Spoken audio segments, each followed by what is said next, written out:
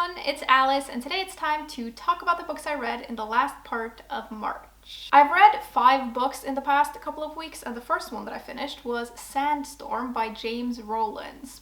This is an action-adventure thrillery type novel, and it starts off with this explosion in a museum in London, and this sets off a team of adventurers and scientists to try and find this lost city in the Arabian desert.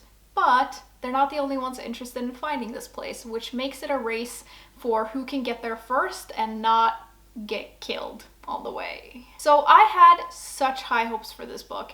I really thought it was going to be this great action adventure filled with like mysterious and ancient stuff, and it kind of is, but there was just a lot of other stuff going on in here as well that made me enjoy this less than I had hoped. The book does deliver when it comes to the action part. There is a lot, and I mean a lot, of action scenes in this book. Some might venture to say there are a bit too many of them.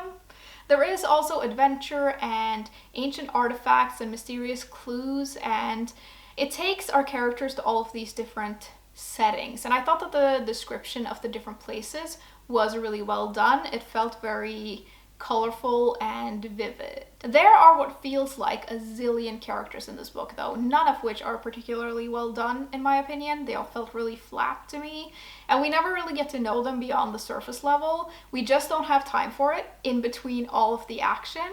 And there's also this thing that I just find really annoying. 2 of the male characters become interested in the same woman for some odd reason, and that becomes like a conflict thing that I thought it was a really unnecessary use of time in here. Although the mystery and everything in here is intriguing from the very start, I just found myself losing interest the further into this I got, and I think it's just because this book is too long.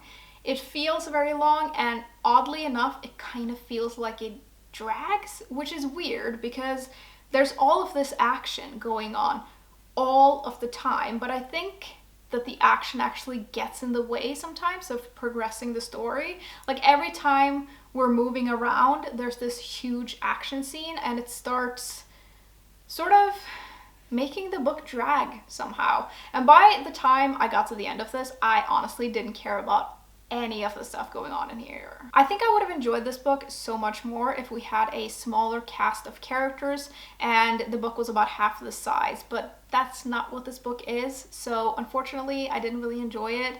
I gave it a 2 out of 5 stars. I do wonder though if I should give one of the other books in this series a try, because I've heard that the other ones are a lot better. So if any of you have read this series, I would love to know what you thought. The second book that I finished was A Pinch of Magic by Michelle Harrison. This is a middle grade fantasy book, and it's about these 3 sisters who live on an island, and they learn that they are cursed to never be able to leave, so if they leave they will die.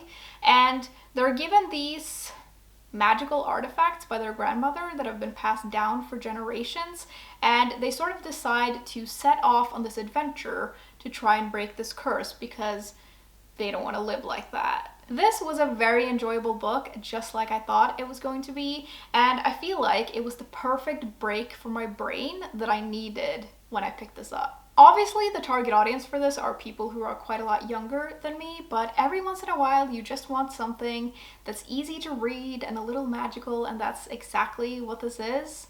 I really enjoyed reading about these 3 sisters and getting to know them, and I loved the setting, and I loved all of the magic and mythology. It is kind of a simple story in a lot of ways, and it is a little predictable, but it's just very charming and I really enjoyed it, so I gave it a 3 out of 5 stars.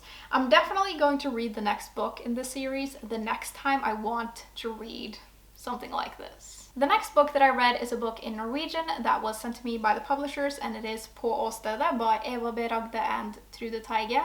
This is a nonfiction true crime book, and it's about one of the authors who is a forensic technician who has worked on countless crime scenes throughout her career. And in here, we get to take a look at some of her cases and get to see how she worked through them. The title of this translates to At the Crime Scene, and I thought this was pretty interesting. It was really cool to get to read about a Norwegian forensic technician and get to see how we do things when it comes to stuff like this. We go through 6 different cases in here, and each one helps to show us the variety of working in this field. And I feel like I learned a lot about how methodical and thorough you have to be able to do this job, and how challenging it can be to have to set your feelings aside to be able to do a good job and help find out what happened. A lot of the cases described in here are brutal, so I would be aware of that if you're gonna read this. If you struggle with violence and blood and gore, this one probably isn't for you. But I do feel like the honesty about the brutality of doing this type of work and what they see was important. And I like that they didn't sugarcoat anything, because sometimes reality just is what it is. I did perhaps feel like this didn't go quite as in depth as I would have liked though. I don't know how to pinpoint what was missing, I just feel like something was. That being said though, the last chapter in this book was by far the best one. In it, we explore the author's experience of working on the crime scene after the 2011 terror attack in Oslo. She worked on the crime scene where the bomb went off, and I think that was the best one because it sort of mixes the clinical with the emotional. And as someone who lives in Oslo and lived here back then too, reading that was fascinating but also gruesome and very emotional. Overall though, I did quite like this, and I feel like I got some insight into a very interesting field, and I gave it a 3 out of 5 stars. The second to last book that I finished was This Green and Pleasant Land by Ayesha Malik. This is a contemporary fiction novel, and it's set in this small English village where a man sets out to try and build a mosque in this village. And he does this because his mother has passed away, and on her deathbed she told him that this was her last dying wish for her son to do this. So he tries to, and this throws this little traditional community into an uproar and threatens to tear it apart. I knew when I started this book that I was going to like it, but I was not prepared for how much I was going to love it.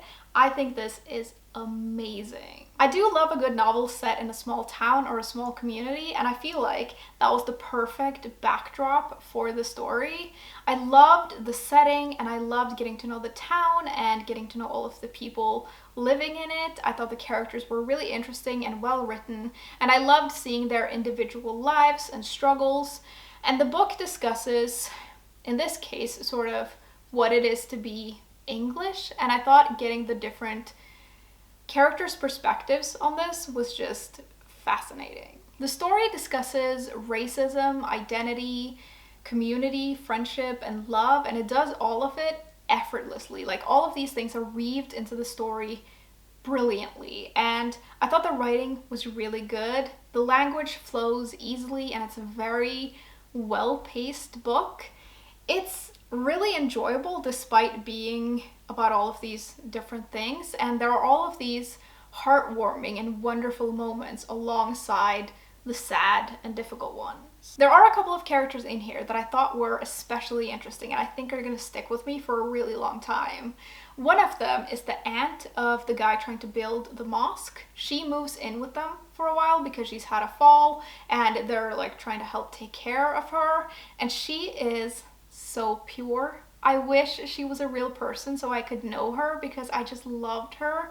She's trying to navigate this new community and all of the people in it, and she's just wonderful. She's trying to like learn English so she can talk to them, and I just adored her. I loved her so much.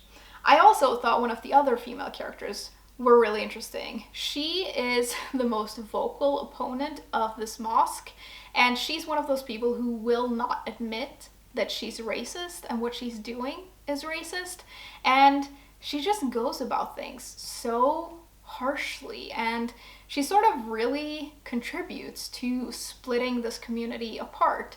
And she keeps thinking that these people should be appreciative because the community has accepted them. They moved there like 8 years ago, but she doesn't understand the hypocrisy of only accepting people when they fit into this very specific box that you've built. And I thought she was very interesting. I just love this book so much, and it's one of the best books that I've read this year. It's an easy 5 out of 5 stars for me. I literally can't say enough good things about it, and I would highly, highly recommend it. Lastly, I finished Crazy for Birds by Misha Mayernick Blaze.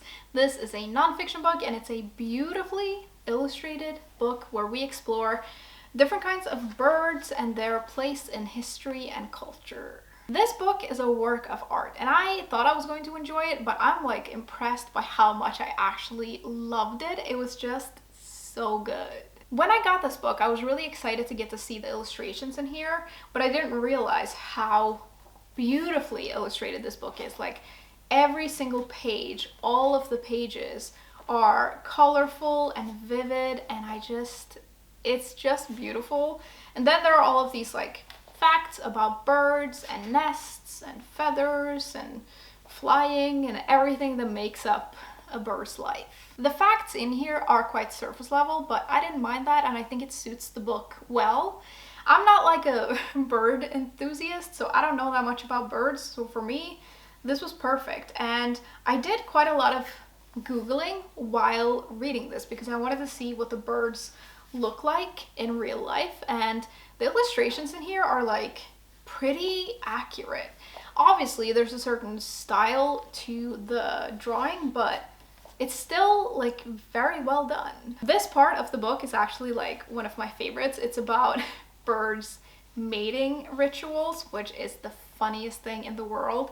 I love watching like videos and just learning about all of these like weird things that birds do to like attract a mate. It's just hilarious. I just think this is such a treat of a book, and it was entertaining and enjoyable and educational, and I gave it a 5 out of 5 stars. I really don't give out a lot of 5-star ratings on my channel, but I just couldn't get enough of this one, so I just had to. It's kind of fun that we had 2 5-star ratings in one video. That really doesn't happen very often, but these 2 books were so good. Anyways, those were all the books that I had to talk about today. I'd love to know what you all have been reading lately, and as usual, links to my Patreon and other social media will be in the description if you're interested, and I'll see you soon. Bye!